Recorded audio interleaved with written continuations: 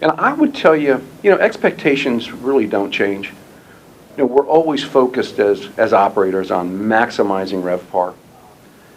But in an upcycle, it's critical that we really lean into rate and that we're maximizing any rate opportunities that exist in a cycle like we're in today. And I tell you, I tell our teams, I would rather focus on yielding into rate and sacrificing a little bit of occupancy because we were too aggressive on the rate side. So in an upcycle, it's all about rate. During an upcycle, the focus with operators shifts to mix management, really. And, whereas in difficult economic situations, we're looking at cost containment. During upcycles, we're looking to maximize profit. And that means managing the mix of business to ensure that we have the most profitable pieces of business in our hotels. I think the expectations during an upcycle that's kind of an interesting question. Because typically the pressure that you're looking for on the operator is really during the down cycle. You're looking for opportunities to flex and do things that are a little bit outside of the norm. During an upcycle, I think what you really look for them to do is to bring the girth of the brand and behind it so that you can help grow revenues and do it as in an expeditious as possible manner. So the operators right now are doing a reasonably good job, but it's a unique time right now. It's different than periods in the past. We've survived the OTAs, but now you have Airbnb. Hotel industry is very healthy, but we also have competition coming at every corner. So it's a unique period of time, and I think they've got to be more thoughtful and strategic than they've ever had to be before. I think expectations in upcycle change because owners are looking to reap the rewards of that upcycle and get the increased profitability, increased value out of their hotels. During the down cycle, they may have struggled and had trouble, reaping that reward. And then in the upcycle, the expectation is this is the time to increase the value of the asset, increase the profitability, make some cash returns that they can give to their investors.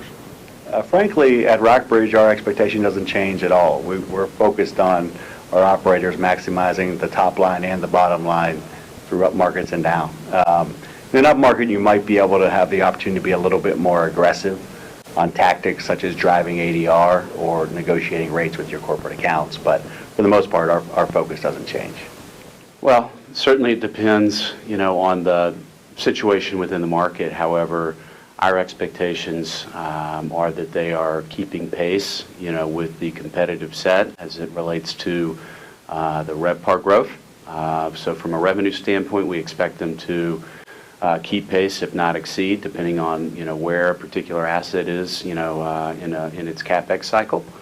Our goal is to always keep an asset very current, so we want to give the operator all of the tools that they may need in order to, perform at its peak while the cycle is improving. Certainly, from a cost standpoint, there's always the ability for costs to creep up a little bit that get hidden by higher revenue, but it's just something that we have to maintain a watch over and continue to to work on that. I think in up cycles, there's an expectation that rates will grow very quickly, and in this case, in this cycle, occupancy has actually grown at a much faster pace.